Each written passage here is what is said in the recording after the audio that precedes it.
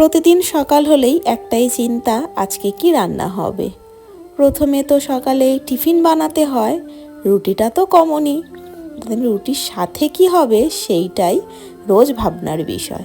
Hello everyone, আমি মৌসুমি। আমার একটা নতুন ফেসবুক ব্লগে তোমাদের সবাইকে স্বাগত জানাই। কেমন আছো তোমরা সবাই? আশা করছি সবাই খুব ভালো আছো, আর আমিও কিন্তু বেশ ভালোই আছি।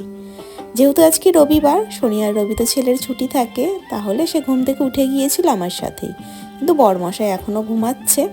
তাই বাবুকে একটু আমি টিফিন দিয়ে দিলাম, মানে ব্রেকফাস্টটা দিয়ে দিলাম। একটু ছোলা দিয়েছি, একটু জল বিস্কুট খাচ্ছে ও। আমি এদিকে চলে এসেছি রান্না করতে। আজকে বানাচ্ছিলাম কুমড়ো আলুর তরকারি, সাথে রুটি হবে, আর ডিম সিদ্ধটাও প্রথমেই আমি বসিয়ে দিয়েছিলাম। তারপরে কুমড়োটা খুব পাকা ছিল না, একটু কচি। তা কুমড়ো আলু আর ছোলা দিয়ে তরকারি করছিলাম, সেই জন্য ওখানে একটু পাঁচফোড়ন আর শুকনো লঙ্কা দিয়েছিলাম ফোড়নে।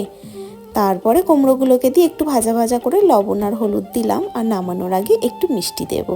এইভাবে আমি কুমড়ো ছোলা আলুর তরকারি করি। তোমরা কি মশলা দাও না এইভাবেই করো? কমেন্ট করে জানিও।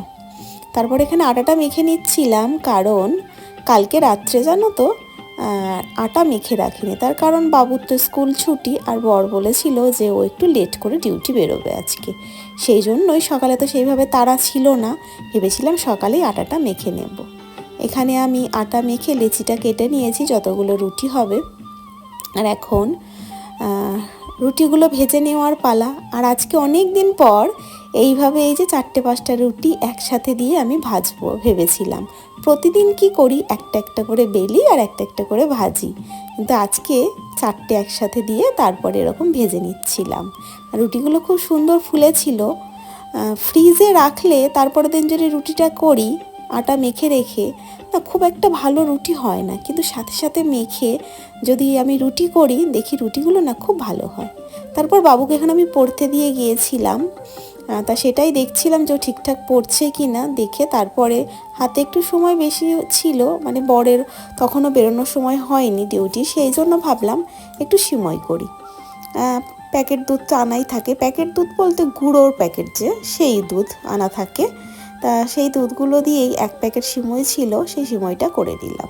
তো ব্রেকফাস্ট মেনুতে করেছিলাম রুটি, ডিম সিদ্ধ আর সিমই, কুমড়ো ছোলা আলুর তরকারি, আর কাঁচা ছোলা আর শসা কেটেছিলাম। এইগুলোর ব্রেকফাস্ট মেনু তোমাদের সঙ্গে আলাদা করে তো শেয়ার করেই ছিলাম।